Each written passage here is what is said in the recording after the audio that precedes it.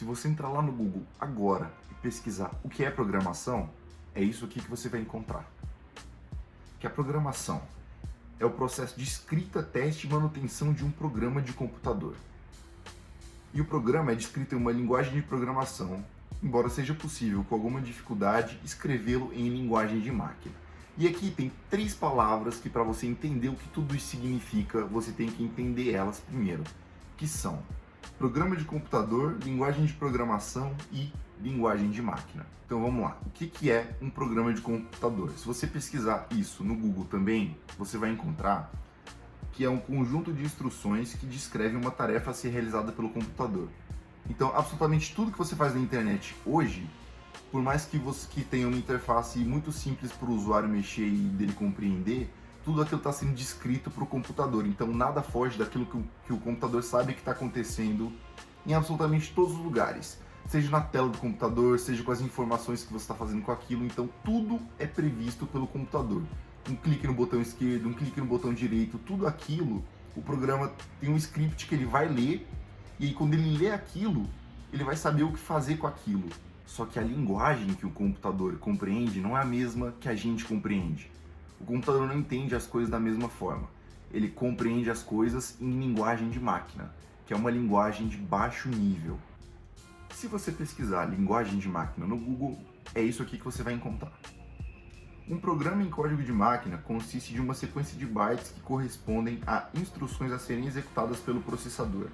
As instruções do processador são chamadas de opcodes, são representadas por valores hexadecimais, ou seja, você tem um programa que nele estão armazenadas todas as instruções que você vai dar para o processador, que tem uma linguagem própria, e todas essas informações são armazenadas em dados hexadecimais. E o que são dados hexadecimais? São basicamente números na base 16. Os números que a gente mexe no dia a dia nosso estão na base 10, ou seja, quando você tem 10 unidades de alguma coisa, seja ela qual for, você consegue uma dezena com aquilo. Isso é na base 10. Na base 16, você consegue o equivalente a uma dezena quando você tem 16 unidades daquilo. E aí uma centena, vai evoluindo da mesma forma. Só que você não agrupa em 10 unidades, você agrupa em 16 unidades.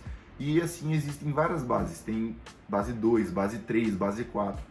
Só que a que a gente usa é a base 10. E aí você vira para mim e pergunta: se o computador ele só entende número, como é que eu escrevo lá textos, instruções em textos, e ele compreende aquilo que eu quero fazer? E é aí que você entra no conceito de linguagem de programação. Se você pesquisar linguagem de programação, é isso aqui que você vai encontrar. Método padronizado formado por um conjunto de regras sintáticas e semânticas de implementação de um código-fonte, que pode ser compilado e transformado em um programa de computador. E para você entender isso aqui, você tem que saber o que é compilar um programa. Compilador é nada mais que um programa que vai pegar aquilo que você escreveu em determinada linguagem, vai compilar, ou seja, o que ele vai pegar? Ele vai fazer como se fosse uma tradução da linguagem de alto nível que você escreveu para a linguagem de baixo nível do computador. Ele vai traduzir aquilo para que o computador possa executar as instruções que você escreveu. É nada mais que isso, é simples desse jeito. E é por isso que existem diferentes linguagens de programação. Cada linguagem de programação tem o seu compilador, que vai traduzir para a mesma linguagem que a máquina entende. E dentre essas linguagens de programação, você tem várias. Você tem as mais antigas, como por exemplo o Fortran, você tem C++, você tem Java, você tem HTML e você tem o Python. Eu, particularmente, comecei a mexer com programação quando eu tinha mais ou menos 13 anos de idade. A primeira linguagem que eu vi, que na minha opinião é a mais intuitiva de todas, porque ela mexe diretamente com o português, é o Portugal. Você vai escrever as instruções literalmente em português. Então, se você quer que o programa escreva alguma coisa, você vai escrever lá, escreva. Se você quer que o programa leia, você vai escrever lá, leia. Entendeu? É tudo em português.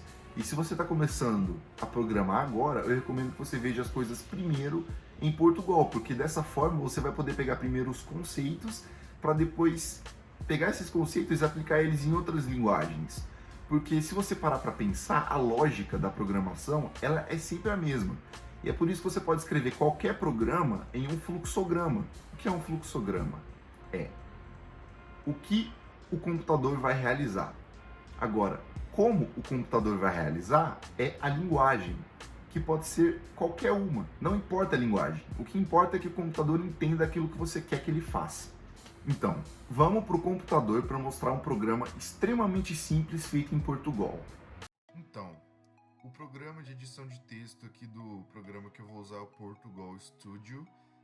Ele, como vocês podem ver aqui, tem vários exemplos de programa que você pode usar para aprender a lógica do programa. E ele é muito intuitivo. Para quem está começando, ele é muito bom, tá? Eu vou deixar o link para baixar ele aí na descrição do vídeo. Bom, então vamos lá. Vou criar aqui um novo arquivo. Ele já aparece aqui com o escopo principal do programa, tá? Vou começar escrevendo ele aqui. E qual programa que eu vou fazer? Eu vou escrever um programa que calcula a média de 3 notas. Então eu vou usar 3 variáveis, mais a soma delas, para calcular a média, e a soma e a média, né? Porque a média é a soma dividida pelo número de termos. Então vamos lá. Essas variáveis vão armazenar dados, vão ser números reais, porque uma nota pode ser 15.5, 15.6, tá? Então eu vou especificar as variáveis para o programa. Eu vou colocar que elas são reais. Eu vou colocar aqui nota 1, nota 2, nota 3, soma e média, tá? Beleza. Aí eu fiz isso. Agora eu vou falar para o programa escrever na tela. Como é que eu faço isso? Eu dou o comando, né? Aqui, escreva. Coloco aspas no texto. Vou colocar digite a primeira nota.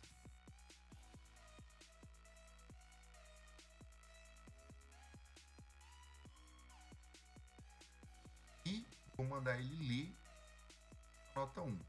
Então, o que está escrito aqui? Para ele mostrar isso aqui na tela e atribuir a variável nota 1 o que o usuário vai digitar aqui, tá? Se eu pedisse para ele ler a nota 1 de novo, ele ia sobrescrever o valor que eu digitei aqui, então eu ia perder esse dado, tá? É só isso que ia acontecer. Então eu vou repetir o processo aqui porque eu vou pedir para ele ler... Ah, mas antes vamos mostrar o que acontece. Se eu der executar aqui o programa, ó, ele mostrou isso aqui na tela, digite a primeira nota e abriu espaço para eu digitar qualquer número aqui. Eu vou digitar o número 2 e vou dar Enter. Pronto. O programa foi finalizado porque é só isso que está escrito para ele fazer. Para ele armazenar e acabar o programa, tá? Então agora eu vou pedir para o usuário digitar 3 notas.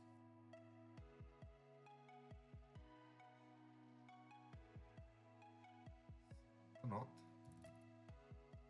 E vou mandar ele atribuir isso na variável nota 2 e digite a terceira nota.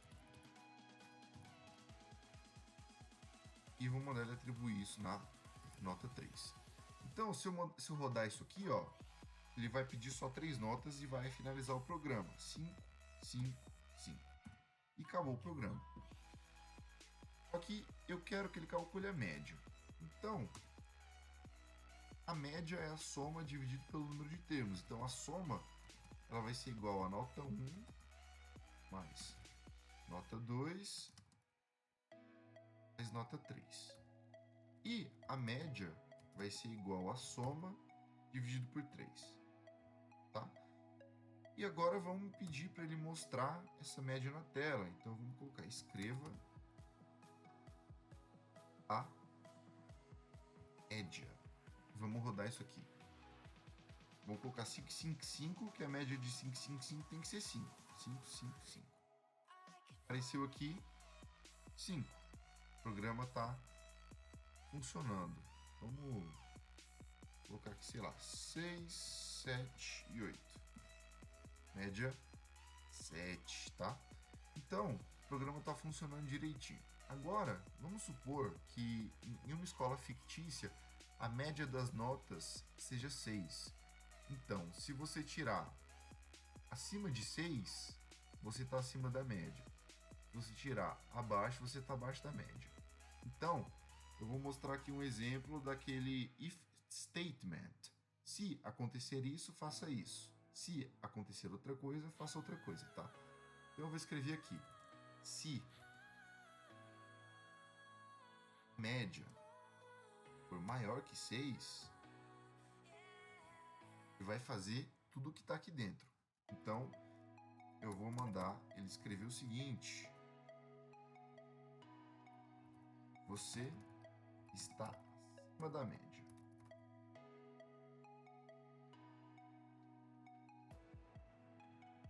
Não.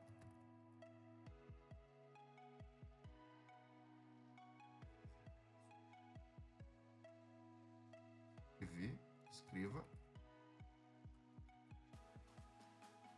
Você está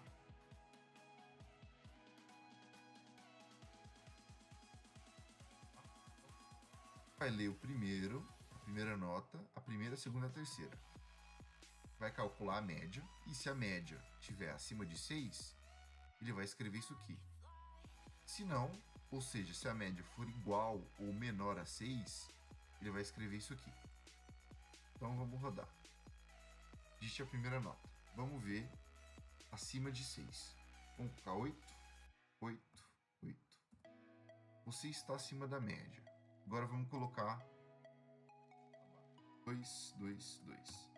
Você está abaixo da média. Tá aí, programinha simples, mas eficiente.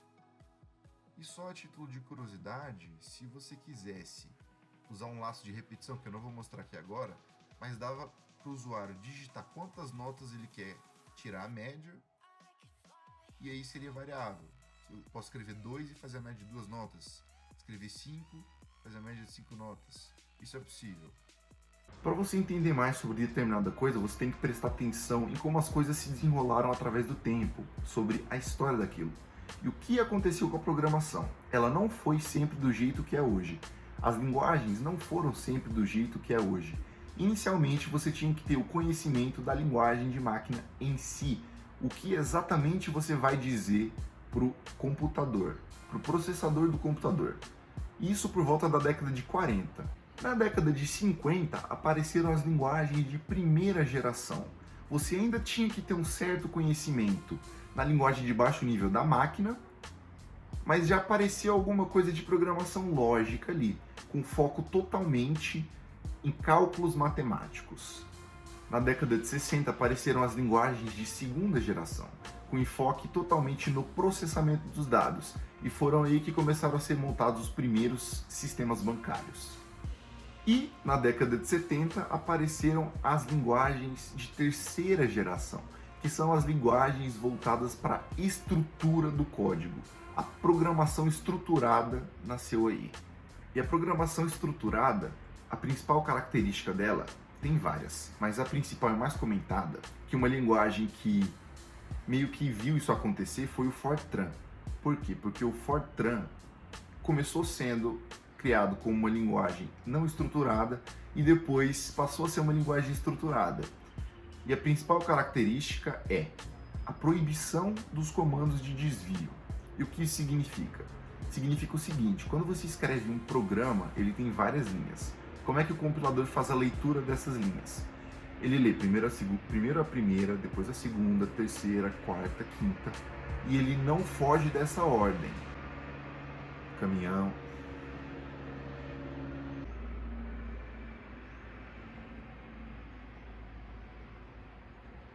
Em uma linguagem não estruturada, você pode usar comando de desvios, que significa o quê? Vamos lá, o compilador está lendo, leu a primeira linha, leu a segunda.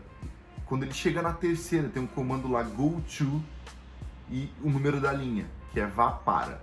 Então, você pode fazer ele ler outras linhas e fazer isso numa sequência que não seja na ordem certinha disso. Essa é a principal característica. E, obviamente, se as coisas funcionam dessa forma hoje, é porque elas funcionam muito melhor assim.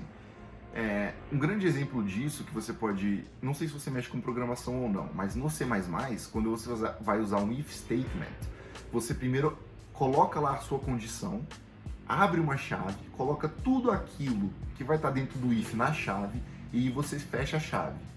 Esse é um exemplo de estrutura da linguagem C++. Tem a estrutura do Python também, que é, você coloca o if, você aperta um tab e tudo aquilo que vai estar depois do tab vai estar dentro do if. Então essas são diferentes formas de você dizer para o programa o que está dentro do if ou não. Duas formas de estruturação diferentes. Eu espero que esse vídeo tenha sido útil para você. Se você quiser falar alguma coisa, os comentários estão aqui. E na descrição eu vou deixar para vocês o meu Instagram e um e-mail para caso você queira mandar alguma coisa mais aprofundada. E é isso, é nóis, tamo junto, falou!